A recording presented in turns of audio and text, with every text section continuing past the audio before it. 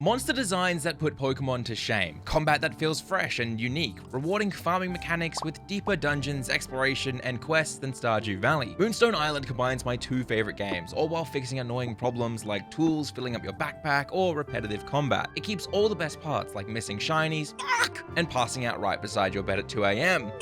I played this cozy farming, deck building, monster taming, dungeon diving game 50 plus hours. I finished every dungeon, every temple, beat the final boss. I loved every second I was playing it, and the moment I stopped, I forgot it existed entirely. You'd think like all monster taming games, the problem lies here. Ooh, okay, picking my starter. Do I want a sheep, a bee, or a f***ing dinosaur? Let's be real, normally the monsters in these games look like ass. Rip off budget, mum, we have Pokemon at home monsters. And when you're tackling a genre that has been dominated for decades by the largest franchise in the world, you're going to struggle to stand out. But strangely, Moonstone Island doesn't struggle even a bit. The designs are unique, fresh, and walk the line between seriously cool and, well, fishbow. Look at him. There are only 69, nice, spirits to tame or breed. They're scattered across any of the dozens of hazardous sky islands the game takes place on, and it was genuinely hard to pick who to have on my team because they all felt worth it. Well, until I tamed this hat called Loony Lid that never let the enemy have a turn. And I play Pot of Greed to draw 9 more cards. This sounds stupid and so unbalanced it isn't funny, but the combat in this game might be my favorite part. I don't say this lightly either. I am a Pokemon loser. I mean fanboy.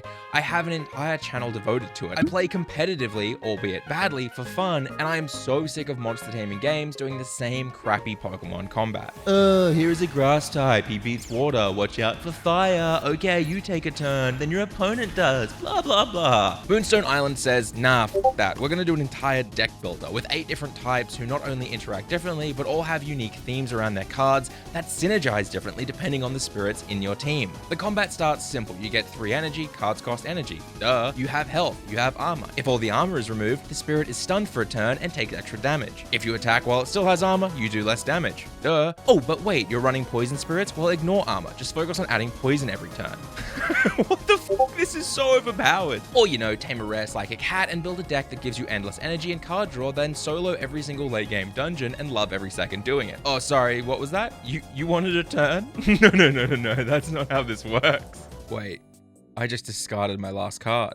Fuck. The combat is so aggressively satisfying that I spent almost all my time exploring this ridiculously large and randomized map. Also, I could clear every single island, every single dungeon, and all 4 seasonal temples, only stopping to do anything else because it would help me on my quest for world domination. Which takes us from the problem with monster taming games to the problem with farming games. Farming games are tedious at the best of times. Even one of my favorite games of all time, Stardew Valley, has issues. Why the f does it take 3 days to upgrade a tool? Why can't I do multiple tools at once? And why did the basic tools take up most of my backpack, forcing me to put half my tools away so I can carry ores back from the mines? But then, after running all the way to the mines, I realized I forgot my pickaxe, and so I have to run back. And then I realize I've not got enough time to mine anymore, and I slowly lose my mind searching chests for my fishing rod so I can salvage just some tiny part of my day. Who organized this? I understand a sense of progression is needed, but I cannot stress how good the UI is in Moonstone Island.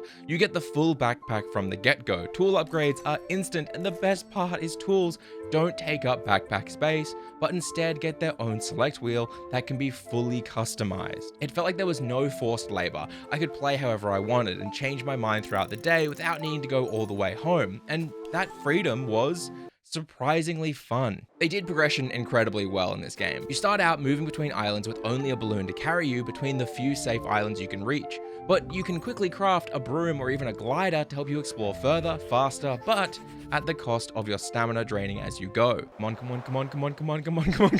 No! Early on, I pushed my stamina low to reach further islands, but found myself punished by landing on flaming islands that electrocuted me or even poisoned me.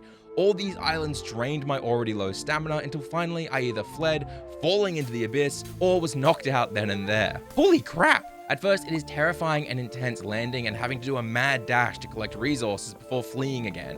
But as you progress, you start to grow crops, brew potions, or even craft charms to help you survive. Yeah, that's right. Remember, this is a farming game. You can grow crops despite me not talking about that at all. In fact, I only started farming because I found a rare plant that gave my spirits XP. And since I played this game only for blood, I was actually excited to build a greenhouse, level it up completely, and farm hundreds of these little steroid berries to power level my already overpowered hat. You might be thinking, hey Eljay, you're loving this game. How could you ever forget it? Well, that's the problem. One of my two major goals in Moonstone Island was to complete all 4 seasonal temples. Only then can you take on the final boss of the game and finish the main story. The problem is, you can only unlock the temples by using plants that grow in their season. This makes sense as a way to lock people out of rushing through the game and slow progression down, but it felt counterintuitive to the entire game so far. I felt time-gated for the first time. Every season I beat the temple in the first few days, and then it was back to just flying around doing the smaller dungeons and, well,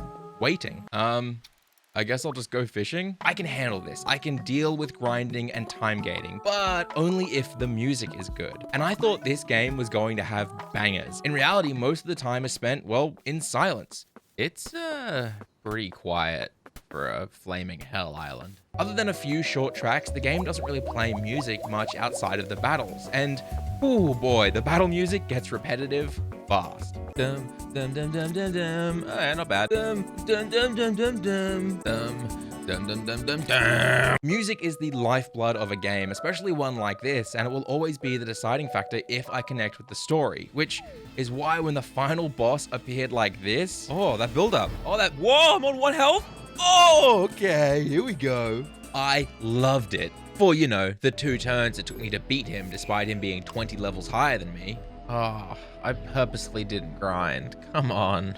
And when I did beat him, I thought about all that there was left to do. I could decorate my house, which meant I had to go mining, cut trees down, and generally collect resources. But since none of the trees, rocks, or mines grow back in this game, I didn't want to do the work replanting everything myself to make it look nice again. That left me with one option: interact with the townsfolk. And when I did that, I just realized I didn't want to play this game. I tried throughout my playthrough to make friends, talk to the townsfolk, give gifts, and get to know them. I even found spirits for them to be friends with, which was kinda neat, but I never managed to care about a single one of them. The townsfolk aren't believable, they don't feel well written. It's like every character is a manic pixie dream girl. Oh, it's the new alchemist, right? You're cuter than I thought you'd be. I love your hair. We've just met, but do you want to cuddle? And I'm a ghost. What the fuck? You're cute. Oh, that's better. This is where Stardew Valley's true strength was for me. If you took any Stardew Valley character and put them in the real world, they are believable. And yes, even Krobus, the sewer-dwelling shadow monster. It's because they're well written. They're flawed. I mean, look at Clint. He is an incel who stalks women, and I still prefer him